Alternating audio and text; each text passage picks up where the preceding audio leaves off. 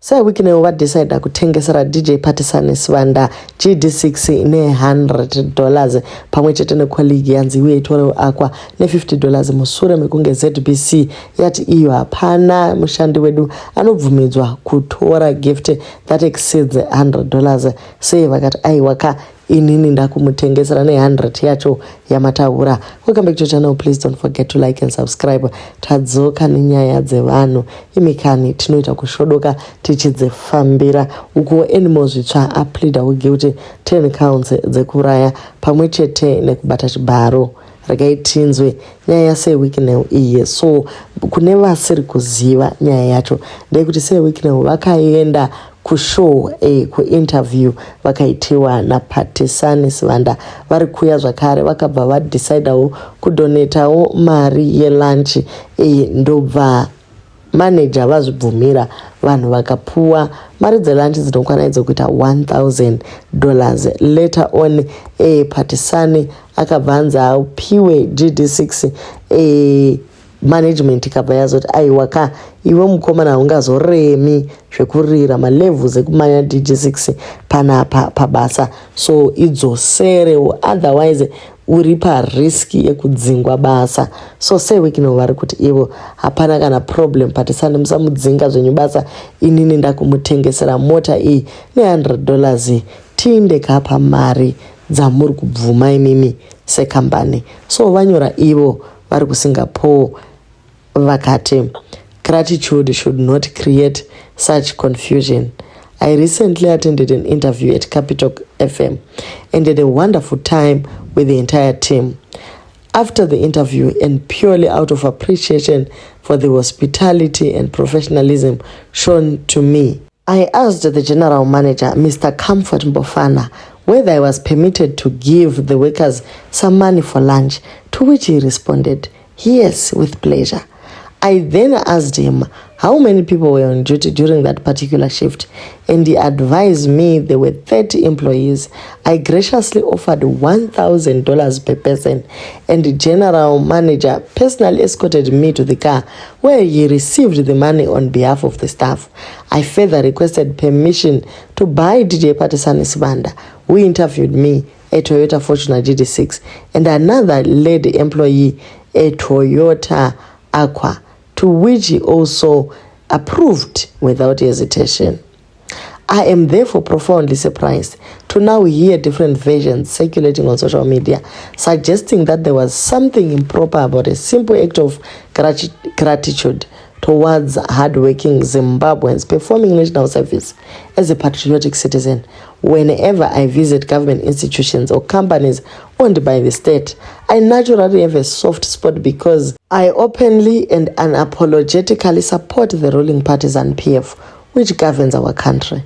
In my humble view, people who dedicate themselves daily towards informing, educating, and entertaining the nation deserve appreciation and encouragement rather than unnecessary red tape and excessive bureaucracy that ultimately punish ordinary workers who have done nothing wrong.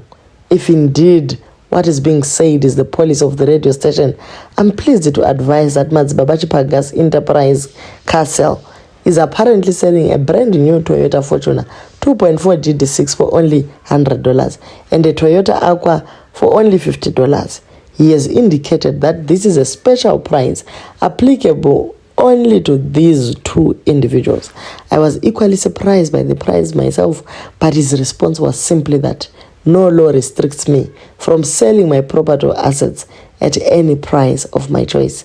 Madzibaba Chipaga is truly a good man, and may God bless him abundantly for his generosity and kind heart. Accordingly, Mr. Patisani Sivanda and the other employee can choose if they so wish and can afford to go and see the seller directly and purchase their vehicles of their own without my involvement.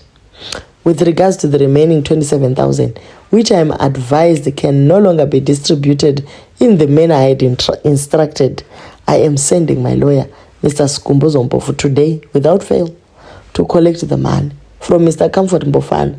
After all, he probably needs it more than I do, and I'm sure it can assist significantly with unleaded fuel for his latest Range Rover autobiography. May we never reach a stage where expressing gratitude to hardworking Zimbabweans is treated as if it's a crime or result in unnecessary workplace grievances. Rather, let us encourage, supporting, and appreciating those who dedicate their lives towards serving our nation with professionalism and patriotism. An act of gratitude, patriotism.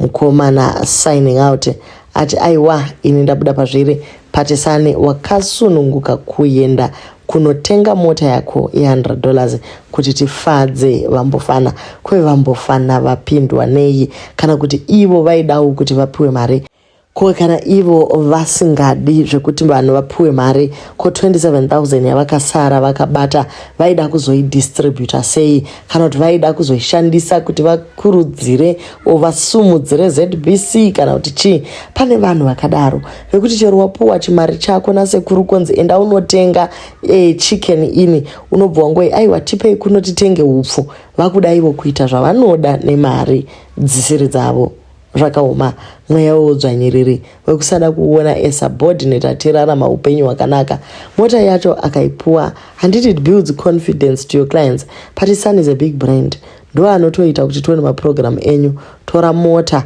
uvasiye nechipolisi chavo sewiki neuka marova chaiko kepele juve joka big 5 close wobva watongoburitsa munhu naivedwe $100 fortunaka manyatsoratidzwa kuti sewiki neuchibaba kuti asati zvamboiswa parekodhi kuti 2.4 GD6 yatengeswa $100 zvamboita seiko. And meanwhile the same 27k will be given back to the guys off record. This is a game of chess.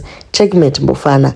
You should have said 100 zig to show the world that only a few dollars of the zig can buy you a brand new Toyota Fortuner. Vamwe ndokungopedzisira vachiti mukomana sezvo achizviti mukuru aiwa mukuru wamazuva.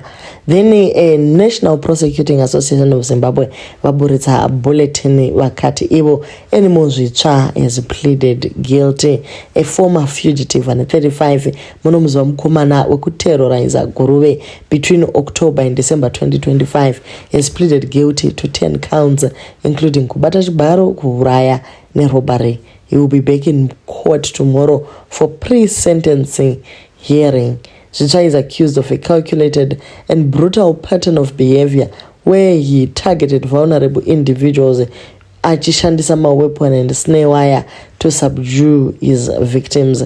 The victims include vana kubva vane 14 kusvikira vane 62 years. So vari kuti ivo these are grave offenses committed with extreme cruelty and the justice system remains committed to ensuring the safety of the Guruve community. Hearing iyi takutoti naivedwe munhu akadai mutongo wake wanga usati wasvika sei. Yes kungofollowa zvako protocol but mukomana tese tiri kuziva kuti ari kufanira kuenda agogara for a very long time kana kutongosvika pakuchererwa ikoko sababa wake vakangovigwa kujereko. Tichadzoka zvakare nedzimwe nyaya dzenyu. Thank you guys so much for watching and please don't forget to comment, share and like.